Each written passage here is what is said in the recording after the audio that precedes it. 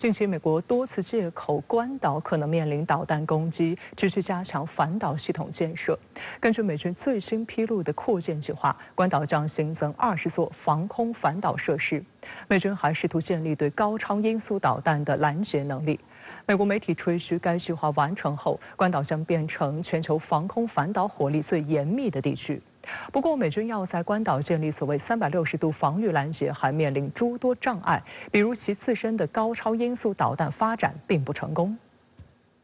美国导弹防御局代理局长、美海军少将道格·威廉姆斯在本月9号举行的太空和导弹防御研讨会上称，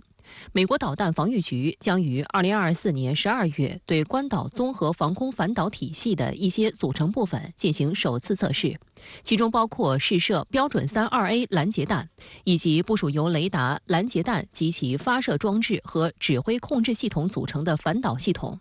美国导弹防御局已经在2024财年为这一项目申请了8亿美元的资金。这套系统的目的是拦截包括弹道导弹、巡航导弹以及高超音速导弹在内的一系列潜在威胁。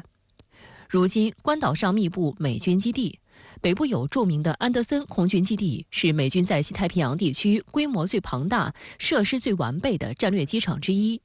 旁边是今年年初才启用的海军陆战队布拉兹营基地，它号称是美国海军陆战队近70年来新建的首个基地，能够容纳5000名海军陆战队员。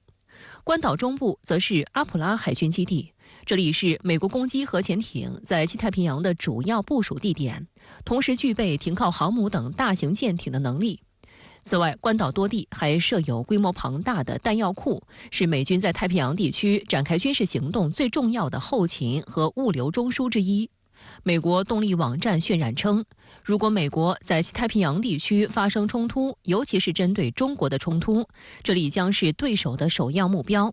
为提升关岛的防御能力，拜登政府2022年要求国会拨款9亿美元，保护关岛免受中国导弹威胁。美军现在一线兵力呢，它是逐渐往后撤也就是要部署在所谓的第二岛链附近，而关岛呢就是核心点。这样一来的话呢，这关岛的地位呢就非常重要了。那地位重要之后也容易呢遭到对方的打击所以呢，为了强化关岛的防御力，现在呢，关岛呢就不断的去加强呢防空作战能力。因为呢，在美国看来呢，如果谁要是对关岛进行打击，那必然是空中打击包括呢弹道导弹、巡航导弹等等。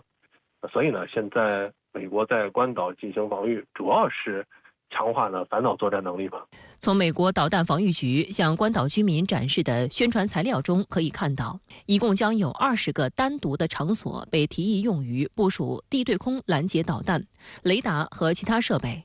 其中，美军计划在关岛部署多重防御系统。美国动力网站介绍，陆基宙斯盾系统将成为美军关岛防御系统的核心，将配备标准6防空导弹和研制中的滑翔阶段拦截器。GPI 主要用于拦截来袭的高超音速导弹。美国导弹防御局此前还披露，关岛的导弹防御系统不会像部署在罗马尼亚和波兰的陆基宙斯盾那样的固定式反导阵地，而是分布式可以移动的发射系统。美国国家利益网站曾报道，机动部署模式除了考虑战时生存力因素外，如今关岛密布美军基地，已经很难找到足够空地安置陆基宙斯盾系统体积庞大的反导雷达。除了用于拦截洲际导弹和高超音速导弹的陆基宙斯盾系统，关岛还部署了多层的防空反导系统。例如，美国陆军计划在关岛部署针对中高空的萨德反导系统，针对末端拦截的爱国者反导系统，可以发射标准6和战斧巡航导弹的低风系统、持久盾牌防空系统等，以提供全面的防空和反导覆盖。除了这些硬杀伤系统外，美军还在关岛新增部署至少3座低层防空导弹防御传感器雷达，以及分布在该岛周围的多个较小的哨兵雷达。美国动力网站强调，部署在关岛的这些防御系统完成整合后，将针对不同的来袭目标，选择不同的拦截系统和相关雷达，以保证更好的跟踪和拦截效果。他们甚至还可以直接与美军的太空卫星进行数据交换，可以实时跟踪和传输来袭高超音速导弹的方位、速度等信息。美军在关岛基地的反导体系呢，应该说是多层次的，就形成了一种机动和固定式反导体系呢相结合的防御态势。这种在弹性方面呢，相对来说是比较高的。因为呢，海上的宙斯盾舰呢，它可以根据威胁程度，去进行加强嘛。而陆基的好处呢，就是拦截精度相对来说比较高一些，因为呢它是固定部署的，相对的这些坐标位置啊，都是事先呢已经设定好的。因此，这样一来的话，就能够看出来，美国呢对于关岛基地的话，整个反导体系呢是越来越完善的。美军近年来认为，驻日美军等分布在第一岛链的主要军事基地距离亚洲大陆过近，已经处于中俄朝的火力打击范围之内，因此美军开始逐步将第一岛链的驻军向第二岛链以及更远的澳大利亚等地转移，而关岛正是美军在第二岛链的核心。美国国家利益网站称，因此在美军的设想里，必须将关岛打造成全球防护最严密的地方，才能带来安全感。不过，强化关岛的防御能力将是一个非常耗时、耗钱的工程。美军需要在多年内持续获得足够的资金支持。此外，美国试图在关岛打造的360度防御拦截，特别是重点拦截高超音速导弹，也只是理想化的想法。